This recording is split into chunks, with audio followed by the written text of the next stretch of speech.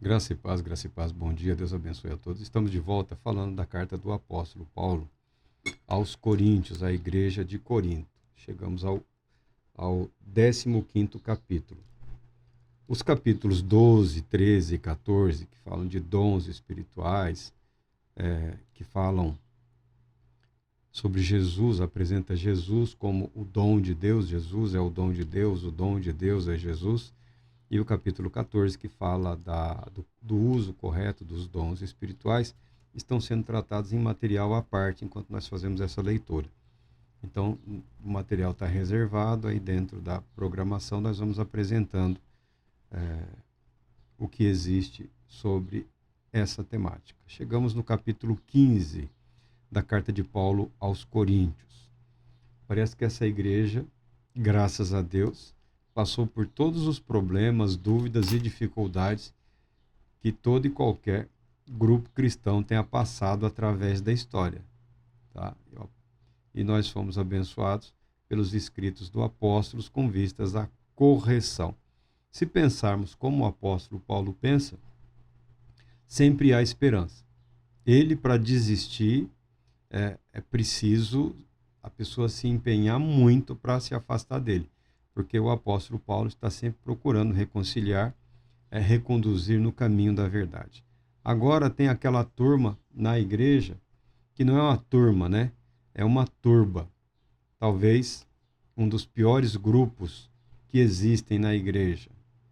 Eles são igreja, fazem parte da igreja, mas a presença dele, a fala dele só tem o objetivo de promover desânimo, dúvida. Eles só enfraquecem as pessoas. Agora, na igreja de Corinto, tinha gente dizendo que esquece, não tem ressurreição. Não tem ressurreição dos mortos. Viveu, viveu, morreu, morreu. Morreu, acabou. O espírito, no máximo, vai para Deus, o corpo vai virar pó e acabou. Essa turma aí. Aquela turma que não quer submeter a sua mente arrogante e presunçosa à verdade da palavra de Deus. Que, em nome da suposta liberdade, está sempre questionando a verdade, confrontando a verdade, tentando desencaminhar as pessoas que estão no caminho da verdade. Tá? Paulo fala: irmãos, lembro-vos do evangelho que vos preguei, o qual também recebestes e no qual estáis firmes. O conhecimento das Escrituras, o conhecimento da palavra de Deus, associado ao bom e correto uso da memória, são interessantes para a vida do cristão. Não importando o que você esteja passando, recorrer, não só ao texto, mas recorrer à sua memória. Poderíamos falar de uma memória espiritual, entre aspas? Sim, podemos falar de uma memória em termos de espiritualidade. Aquela verdade que fez com que a sua vida tivesse sentido. Ela não desapareceu, ela não morreu, ela não se foi. Está preservado na sua alma, na sua mente, em termos de memória. Está lá. Todo impacto que aquela verdade gerou na sua vida, ele permanece em você. Ele não foi destruído. Talvez não tenha sido, como uma semente, talvez não tenha sido devidamente regado, cultivado, não esteja dando todos os frutos possíveis, mas a verdade, como uma semente plantada, permanece no seu íntimo. E Paulo fala aqui, lembro-vos, despertando a memória. O apóstolo Paulo sabe do poder que há na palavra de Deus, do poder que existe na verdade. E ele usa essa expressão, lembro-vos. Não que eu queira ensinar tudo de novo outra vez. Vocês já conhecem a verdade. Vocês já sabem qual é a verdade. Se retirarem a pedra, a sujeira, a verdade produzirá os seus frutos. Por meio dele também sois salvos, falando do Evangelho. O Evangelho como sinônimo de Jesus Cristo. Tá? Paulo usa o Evangelho como sinônimo de Jesus Cristo. Então, às vezes ele fala Jesus, ou o Cristo, ou Evangelho. Por meio dele, ou seja, Jesus Cristo, vocês são salvos, desde que vos apegueis com convicção à palavra que vos anunciei. Caso contrário, tendes crido em vão. Tá. Não me envergonho do evangelho, que é o poder de Deus para a salvação de todo aquele que nele crê, dos judeus e também dos gentios.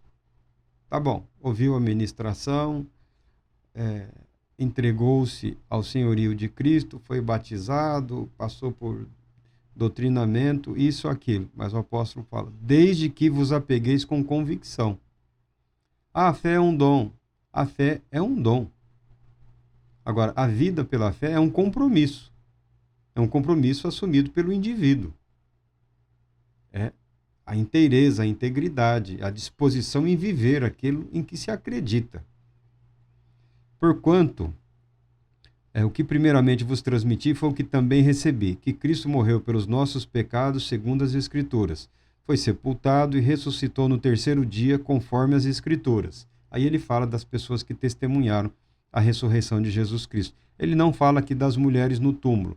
Ele usa a referência dos apóstolos. Ele usa a referência dos apóstolos, porque o que está em jogo aqui é a verdade, é a doutrina. Tá? É a doutrina, a fé, a confiança na ressurreição dos mortos para a vida eterna. Foi sepultado, ressuscitou ao terceiro dia, apareceu a Pedro e depois aos 12. Depois disso, apareceu a mais de 500 irmãos de uma vez, a maioria dos quais ainda estava vivo quando Paulo escreveu essa carta. Muito embora alguns já tenham adormecido. Adormecido quer dizer morreu, tá? Os que dormem, não, estão mortos mesmo, não estavam dormindo não, estavam mortos. Ele usa a palavra adormecido porque ele conhece e reconhece o poder da ressurreição. Então, nem a morte é capaz de impedir que o cristão tenha plena certeza de que ele será reunido ao seu corpo glorificado, corpo transformado, e viverá eternamente na companhia do Senhor, na companhia de Deus. Tá? Então ele expressa a morte como algo temporário, como algo transitório, como se fosse um sono. Aí ele fala aqui, depois Jesus apareceu para Tiago, por isso Tiago está incluído entre os apóstolos. Mas esse é o Tiago, irmão de Jesus. Ele é o irmão de Jesus. Ele não é apóstolo por ser irmão de Jesus. Ele é apóstolo por ter sido agraciado pela revelação do Cristo glorificado. Tá?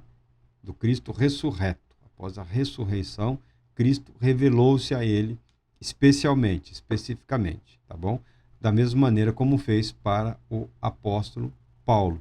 Nós conhecemos a narrativa da vida do apóstolo Paulo devido ao contexto dos acontecimentos na vida do apóstolo, principalmente pelo fato dele ter sido aprisionado, levado para Roma, e muito provavelmente o material de Atos dos Apóstolos foi apresentado, foi elaborado pensando numa defesa do apóstolo Paulo perante o tribunal em Roma, uma tentativa de explicar em que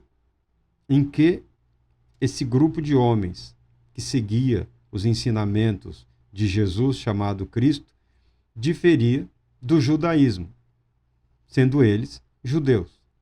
O que explica essa rusga entre vocês, essa indisposição? Vocês são judeus, mas não são judeus. Não são judeus, mas são judeus. Então, Atos dos Apóstolos, Lucas e Atos dos Apóstolos, possivelmente, teve o objetivo foram compostos para servir de material de apoio na defesa do apóstolo Paulo perante os tribunais romanos. E depois de todos apareceu igualmente a mim como a um que nasceu fora do tempo, pois sou o menor de todos os apóstolos, nem mereço ser chamado apóstolo, porque persegui a igreja de Deus. Paulo aqui se reapresenta, dizendo, eu sou apóstolo não por minha própria vontade, porque para isso fui chamado, fui convocado pelo próprio Senhor. De todos esses aqui que ele evidencia, de todos esses aqui que tiveram uma comissão apostólica, que viveram em função dessa comissão, Paulo se considera o menor de todos, porque numa parte da sua vida no momento da sua vida, ele perseguiu a igreja de Deus. Um fato que foi muito marcante na vida de Paulo, muito certamente, foi o linchamento do jovem Estevão, tá? Que ele estava presente, segurou as vestes, lá segurou as roupas daqueles que apedrejaram Estevão, dando ares de legalidade a um ato de violência, tá? É algo que marcou a vida de Paulo. Aí ele segue. Mas pela graça de Deus sou o que sou. E a sua graça para comigo não foi inútil. Antes, trabalhei mais do que todos eles, todavia não eu, mas a graça de Deus que vive em mim. Aí que tá.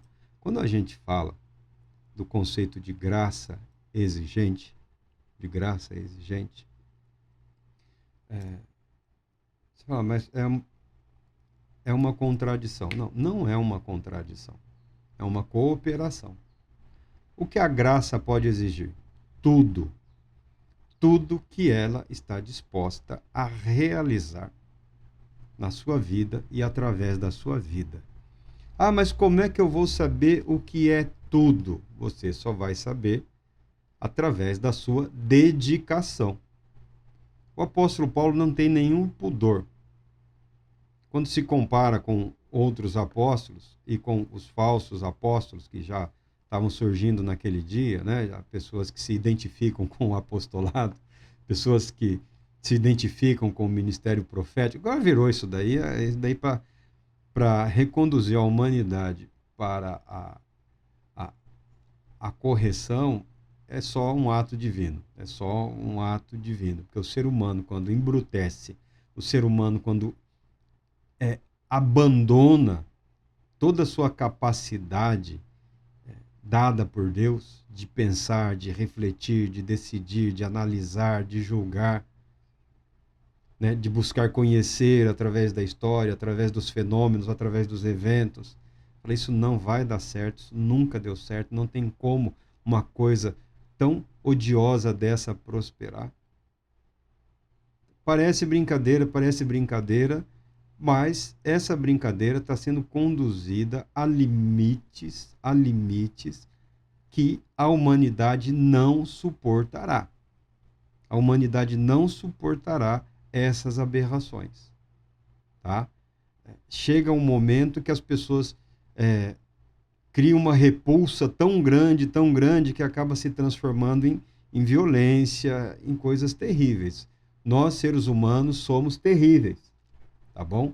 Nós, seres humanos, somos capazes de coisas terríveis. Em todas as castas, em todas as classes, em todos os dois gêneros, nós, seres humanos, somos capazes de coisas terríveis. Se as pessoas não voltarem a levar a vida um pouco mais a sério, o que vem pela frente aí é aquele tipo de coisa que quando você viaja pelo mundo, ninguém comenta, ninguém quer saber, ninguém fala. Mas por que isso aqui? Ninguém fala, não sei, sempre foi assim. Mentira, sabe? Sim. Foi um derramamento de sangue terrível. Foi uma violência sem sentido. Aí ninguém mais fala, as pessoas param de falar, o avô não fala, o pai não fala, o filho já não quer saber, faz de conta que não aconteceu nada. Mas, via de regra, acontecem coisas terríveis por conta de comportamentos dessa natureza, dessa linha. Não estou nem falando em termos de juízo, porque o juízo é praticamente automático. Deus não está preocupado, Deus tem o dia para executar o juízo. As consequências desse evento final muitas vezes transcorrem de modo automático aqui neste mundo. Mas o apóstolo Paulo não tem nenhum problema quando tem o seu ministério, o seu trabalho comparado aos demais. Se aparentemente ele teve resultados mais abrangentes, ele fala, foi porque trabalhei mais do que todos eles. Os apóstolos estavam trabalhando, os discípulos dos apóstolos, uma grande comunidade, muito preocupados com Jerusalém, Galiléia, aquelas regiões ali, muito preocupados com as sinagogas. Todos os apóstolos tiveram uma trajetória missionária em algum momento dos seus ministérios, mas, a princípio, eles ficaram um bom tempo em Jerusalém. Em Jerusalém. Por quê? Jerusalém também era uma cidade de intenso fluxo. Hoje nós falamos de turismo religioso, né? Os religiosos judeus do mundo todo e também prosélitos do judaísmo do mundo todo, eventualmente, de tempos em tempos, iam para Jerusalém. Então você tinha ali um fluxo de pessoas muito grande e a oportunidade de estar pregando o evangelho para elas. Então os apóstolos aproveitavam essa oportunidade. O apóstolo Paulo, comissionado por Cristo para alcançar os gentios, ele usava a estrutura de sinagogas existente no Império Romano, alcançava as sinagogas e das sinagogas, invariavelmente, ele era conduzido para os prosélitos e para os gentios. Então, ele viu o resultado do ministério dele. Todos viram. Ele fala por quê? Porque eu trabalhei mais do que todos os outros. Entretanto, a graça de Deus que vive em mim. A graça me conduziu, eu me esforcei, a graça preencheu a minha fraqueza, as minhas necessidades. Você só sabe o que a graça de Deus, o poder de Deus, o amor de Deus será capaz de realizar na sua vida a partir do momento em que você se empenhar em realizar algo em função do propósito e do plano de Deus. É o compromisso, o comprometimento que resulta dedicação, trabalho, trabalho, trabalho, trabalho. Ah, é dom espiritual. É trabalho, é trabalho, é trabalho, é trabalho. Porque o dom por si só, o mundo está cheio de pessoas cheias de dons. Você, de vez em quando você para ouvir alguém e fala, meu Deus do céu, que orador fantástico, que sujeito extraordinário. Mas, de vez em quando fala alguma coisa. Qual é a diferença que o apóstolo fala? O apóstolo Paulo fala que há. É o trabalho, é a dedicação. De que vale a pessoa tem um dom lá e está lá, enfeitando o quê? Serve para quê? Serve para nada. Ele não utiliza. Ele não faz questão de utilizar. É daquele que só ora quando alguém dá um grito, né? Ora e começa a orar, né? Então, não há empenho. Na verdade, há um retrocesso. Na verdade, ao invés de, pela graça de Deus, que se revela numa manifestação que transborda a ponto de alcançar, esse grupo aqui em Corinto, eles estavam regredindo, criando espaço para a dúvida, para a incredulidade e para ensinamentos que contrariavam o evangelho conforme foi a eles transmitido pelo apóstolo Paulo. Por que as pessoas aceitam algumas coisas estranhas, alguns movimentos estranhos? Porque ou questionam ou param de perseverar no caminho da verdade. Jesus diz, eu sou o caminho, a verdade e a vida. Ninguém vem ao Pai senão por mim. Amém, Senhor. Mas e se ir lá, e não sei o que, não sei onde, não sei quem, e desse jeito e daquele jeito? Tá vendo? A responsabilidade é nossa nesse aspecto. A graça de Deus, em termos de poder de gerar, é a mesma em todas as pessoas. Em termos de poder dado, em termos de doação de Deus, em termos de capacitação, vamos usar essa palavra, né? Palavra da moda aí. A graça de Deus, em termos de capacitação, tem o mesmo poder em todos os indivíduos. Qual é a diferença? A diferença é o trabalho, é a dedicação, é a maneira com que você permite que essa graça presente se manifeste, se revele atuante na sua vida, no seu ser, no seu querer. Sem loucuras, né? Começando sempre com calma, aos poucos, confiando. Não é por desespero, é pela fé. Portanto, quer tenha sido eu, quer tenham realizado eles, é isso que pregamos e é nisso que cremos. Portanto, quer tenha sido eu, quer tenham realizado eles, é isso que pregamos e é nisso que cremos. Ele fala, não me importa se vocês ouviram de mim ou ouviram dos demais apóstolos. Eu sei o que eu transmiti para vocês. E sei também que os outros apóstolos não ensinam nada de diferente nisso. Nada de diferente nesse sentido. Então, nesse primeiro ponto aqui, Paulo está recordando, está convidando esse grupo, ou toda a igreja de Corinto, a usar a memória. A usar a memória. Algumas pessoas hoje estão sempre buscando, eu preciso disso, eu preciso daquilo, querendo sempre sentir. Eu quero sentir mais, eu quero viver. Você já viveu o que realmente importa. E essa verdade não foi apagada da sua vida. Não foi apagada da sua memória. Não foi apagada da sua alma, do seu espírito. A palavra da verdade permanece, assim como o Espírito Santo permanece. Usando a sua mente, usando a sua capacidade mental para obrigar-se a lembrar e permitir-se reviver aquela verdade, sabedor, consciente de tudo que essa verdade realizou na sua vida, no seu ser, naquele instante. Essa experiência que tem peso eterno, que tem valor eterno, ela vai continuar te abençoando, te protegendo. Você não precisa de uma nova experiência. A experiência que mudou a sua vida já aconteceu. É você que está sofrendo aí algum tipo de bloqueio, por assim dizer, no que diz respeito a sondar a sua própria alma, a sua memória, a sua própria mente, a sua própria consciência. Tem deixado que ensinamentos outros, pensamentos outros invadam a sua vida e te conduzam à dúvida. E te conduzam à ideia de que alguém é poderoso para despertar em você o que você já viveu. Meu Deus, se você já viveu, por que você precisa da palavra de alguém? Por que você precisa da unção de alguém ou do poder de alguém? Sendo que o Cristo vivo e ressurreto cuida de você, intercede por você. Aquele que te conhece perfeitamente bem. É o mesmo que mantém o convite. Vinde a mim, todos os que estão cansados e sobrecarregados. É que você parou de voltar-se para ele. Mas eu estou seguindo em frente. Não, você está seguindo em frente no seu caminho. Você não está seguindo em frente confiante em Cristo Jesus. Está confiando, às vezes até nas próprias dúvidas.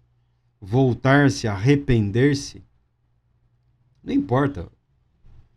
Mas eu não pequei, não fiz nada de errado. Não estou dizendo que fez, não precisa ter feito nada de errado. Mas alguma coisa que não é certa também você fez. Eu não tenho condições nem interesse em medir aí qual é o nível de correção doutrinária de ninguém. Não é essa a minha preocupação, nem o meu problema. Eu estou dizendo, como diz o apóstolo Paulo aqui, basta que você se permita lembrar de quem é Jesus o Cristo e do que ele já realizou na sua vida. Porque ele não parou, ele não desistiu de você. Se esses pensamentos estranhos, se essas doutrinas que não são doutrinas, se essas ideias que não são provenientes da revelação da verdade, do Evangelho de Cristo Jesus, estão te atormentando, retorne para Cristo, retorne para o Senhor. Permita que Ele renove a sua vida e o seu ser. O bom uso da memória, o uso do conhecimento, o uso da verdade para fazer com que a pessoa permaneça no caminho proposto por Deus, proposto por Cristo Jesus. Deus te abençoe, te proteja e te conceda a paz.